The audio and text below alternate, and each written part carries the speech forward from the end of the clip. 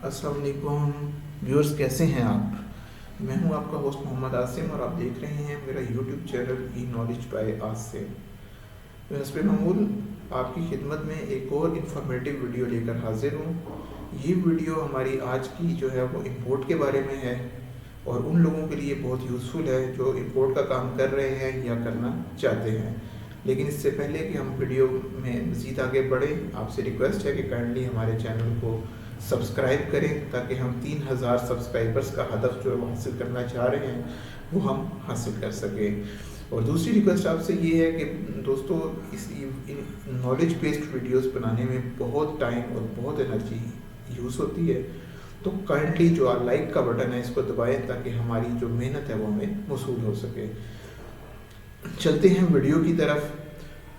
तो दोस्तों, आप जब भी पाकिस्तान में या किसी भी कंट्री में जब आप कोई चीज़ दूसरे मुल्क से इंपोर्ट करना चाहते हैं तो वो पर्सन जो उस चीज़ को इंपोर्ट कर रहा होता है उसको इंपोर्ट के अलावा भी का मतलब जो उसने परचेज प्राइस बाहर पे की है उसके अलावा भी उसको मुख्तलिफ फ्रेट और ड्यूटीज़ पे करनी पड़ती हैं।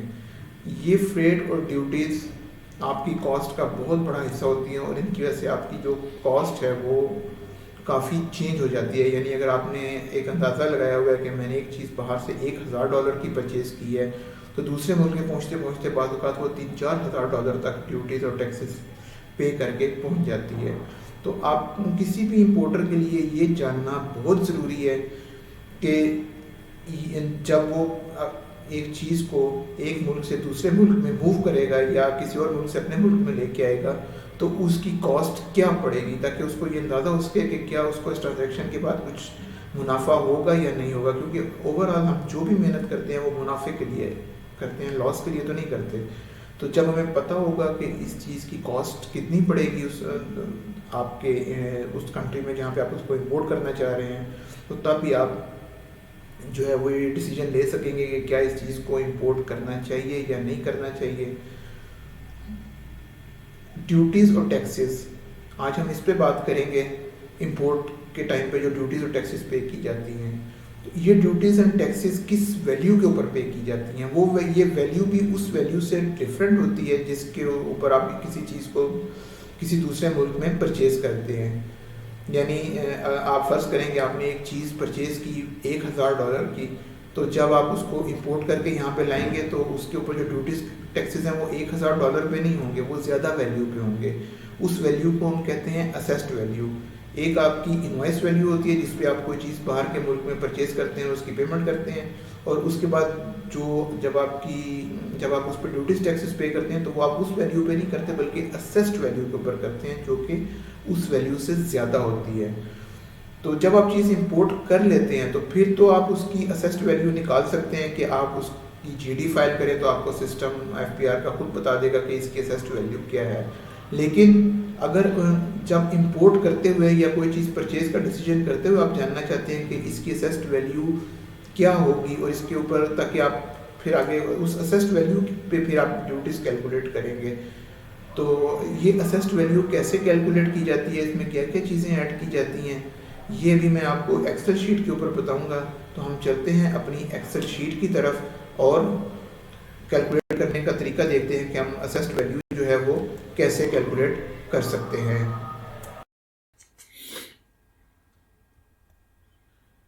वीडियो के दूसरे हिस्से में आपको खुशामदीद। सपोज हम दो प्रोडक्ट्स मंगवा रहे हैं, product A product B. Product A LCD है और प्रोडक्ट बी जो है वो मोबाइल फ़ोन है। तो प्रोडक्ट ए की सपोज क्वांटिटी 30 है, इसका सपोज रेट जो है वो 1100 है, और प्रोडक्ट बी का जो है क्वांटिटी वो 500 हो गई और रेट हो गया सपोज 18।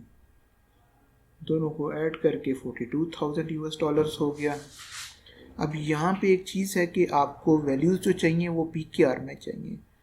तो इसका मतलब है कि जो भी वैल्यूज़ आपको $US में गिवन होंगी उनको आप पीकेआर में कन्वर्ट करेंगे।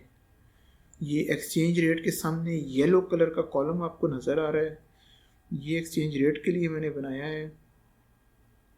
इसमें मैं एक्सचेंज रेट डाल देता हूँ 280। अब जो भी वैल्यू मैं $US में डालूँगा वो कन्वर्ट होके PKR में कन्वर्ट हो जाएगी। अब यहाँ पे फ्रेट है, फ्रेट भी US डॉलर में होता है, तो फ्रेट में US डॉलर में 2400 एंटर कर देता हूँ, तो ये PKR में 6,72,000 हो गया। ये इसका फार्मूला मैं अमेंड कर देता हूँ, यहाँ से इसको मल्टीप्लाई करता हूँ और ऊपर वाले में ऐड करता हूँ, तो ये CFR वैल्यू हमारे पास आ गई। इनको ABC कर लेते हैं ताकि समझने में आसानी रहे। अब जो पहले चार्जेस इसमें CFR में ऐड होंगे वो हैं लैंडिंग चार्जेस। लैंडिंग चार्जेस होते हैं CFR वैल्यू का 1%, यानी जो C वैल्यू है उसका 1% लैंडिंग चार्जेस होंगे। तो यहाँ इधर मैं रेट डाल देता हूँ, ये सॉरी ये गलत हो गया, चलिए इसको ठीक करते हैं अभी, और यहाँ पे इसको मल्टीप्लाई करते हैं उसके साथ, यहाँ पे ये ज़्यादा है, इसको अमेंड करता हूँ, 0.1 कर देता हूँ, 0.01।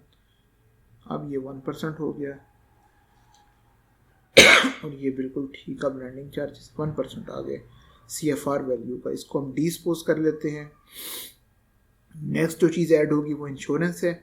इंश्योरेंस होगी जो लैंडिंग चार्जेस ऐड करने के बाद जो वैल्यू आई है उसका 1%, यानी ये 12,556,320 का 1% इंश्योरेंस चार्जेस होंगे यहाँ पे। ये भी हम PKR में कन्वर्ट करवाएंगे साथ। तो ऊपर वाले रेट को ही बेशक हम कॉपी करके जो है वो यहाँ ले आते हैं, यहाँ से कॉपी किया, इधर पेस्ट किया, और ये 1% ऊपर वाली वैल्यू का 1% आ गया इंश्योरेंस। और ये डी, इसको यहाँ पे लिख दिया गया D का 1% है, जिसको हम अब असेस्ड वैल्यू होगी, ये जो मैंने हाईलाइट कर रहा हूँ ग्रीन कलर में, इन सब को आप जमा करेंगे। Invoice value, freight, landing charges और इंश्योरेंस, इन 4 चीज़ों को जमा करेंगे तो आपके पास ये असेस्ड वैल्यू बन जाएगी। ये असेस्ड वैल्यू PKR के अंदर है। असेस्ड वैल्यू सॉरी इसको डिलीट करता हूँ, इन PKR। ये इस तरह हमारी असेस्ड वैल्यू PKR में निकल आई। इस असेस्ड वैल्यू के ऊपर जो है वो कस्टम वाले ड्यूटीज और टैक्सेस चार्ज करेंगे, जो भी परसेंटेज होगी। उस परसेंटेज के लिए मैं आपको अलग वीडियो बना के दिखाऊंगा कि क्या क्या परसेंटेज होती हैं, कौन कौन सी ड्यूटीज होती हैं। अगर आप इसको असेस्ड वैल्यू को डॉलर्स में कन्वर्ट करना चाहें तो PKR वैल्यू को डिवाइड कर दें एक्सचेंज रेट से, तो ये डॉलर्स आ जाएंगे। ये इसको मैंने डिवाइड कर दिया ऊपर 280 से, तो ये डॉलर्स में आ गई।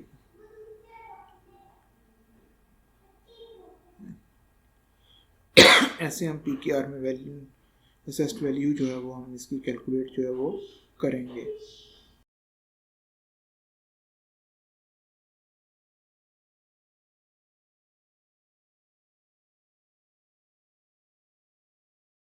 व्यूअर्स, ये थी हमारी आज की वीडियो। उम्मीद है ये वीडियो आपको पसंद आई होगी।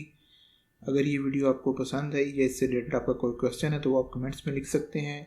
अगर आप हमारी कोई भी पेड सर्विस हासिल करना चाहते हैं, मसलन ट्रैप से इंपोर्ट लाइसेंस बनवाना चाहते हैं, या उसके अलावा प्रोडक्ट से कोई प्रोडक्ट रजिस्टर करवाना चाहते हैं और इस बारे में कोई कंसल्टेंसी सर्विसेज हमारी हासिल करना चाहते हैं, शिपमेंट के बारे में कोई कंसल्टेंसी सर्विसेज हासिल करना चाहते हैं, तो नीचे दिए हुए नंबर पर आप रब्ता कर सकते हैं। हमारी कोशिश होगी कि हम आपका काम आपकी तसल्ली के मुताबिक करें। नेक्स्ट वीडियो तक अल्लाह हाफिज़।